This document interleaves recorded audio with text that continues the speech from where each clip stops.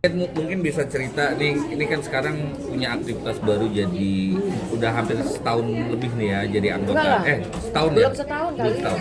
Jadi anggota DPR. Gimana Mbak rasanya nih Mbak ketika mungkin akhirnya terjun ke bidang yang mungkin selama ini belum pernah masuk ke Hal baru, jadi hal baru lah. Ya, yang pertama memang hal baru lah ya, karena kan saya kan seniman, tapi saya juga bisa belajar dengan cepat.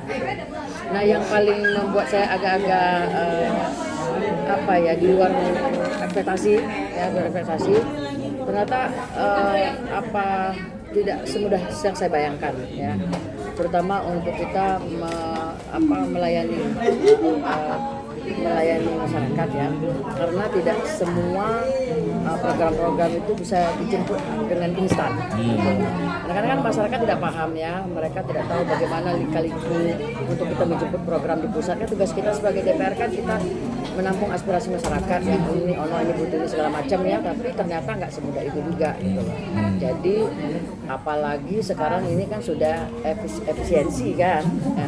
Jadi ternyata saya pikir dengan efisiensi anggaran dari semua kementerian, ternyata imbasnya juga kepada kita DPR RI. Jadi program-program kita juga dikurangi. Ya, sampai saat ini juga belum ada program DPR RI untuk konstituen kita. Jadi itu yang menjadi beban kita semua karena efisiensi ini. Jadi aspirasi masyarakat belum bisa kita penuhi gitu.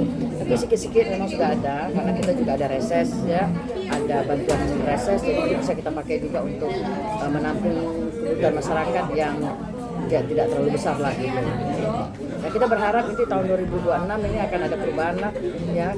Jangan seperti ini terus, karena kasihan masyarakat banyak yang membutuhkan uluran tangan kita di DPR RI.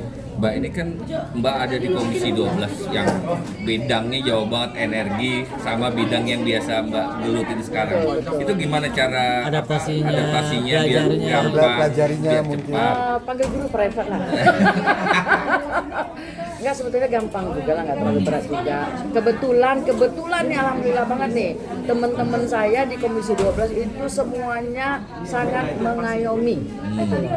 Ya, jadi kalau kita selesai RDP, terus kita kumpul, kita bahas sama-sama, pimpinannya juga sama korporatif banget, jadi selalu membagikan ilmunya kepada kita yang baru. Alhamdulillah kita juga cepat menyesuaikan diri, dan rasa kekeluargaannya sangat-sangat kuat di Komisi 12.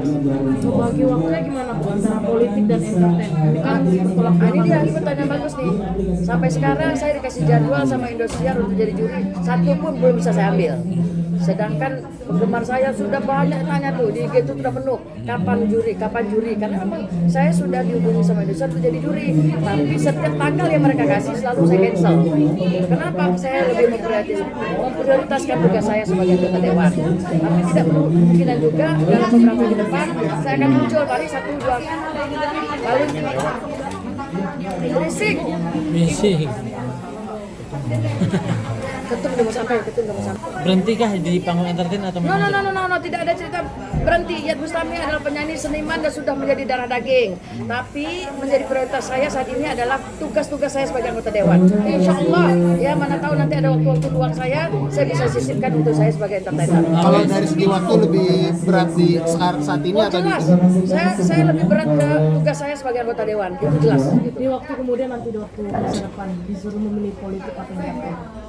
lebih happy mana? Ya, kalau disuruh memilih satu. Happy. Tidak boleh ada pilihan karena bukan jadi sandingannya, bukan jadi sandingannya ya. Karena apa? Ini lain, tak bisa disandingkan. Seni dan politik nggak bisa disandingkan. Kalau ini saya bilang, kalau seni ini sudah jadi darah daging, ya itu darah daging saya. Ya, kalau ini membantu, membantu orang, membantu masyarakat di sini. Jadi harus beriringan ya sama-sama. Oke, siap.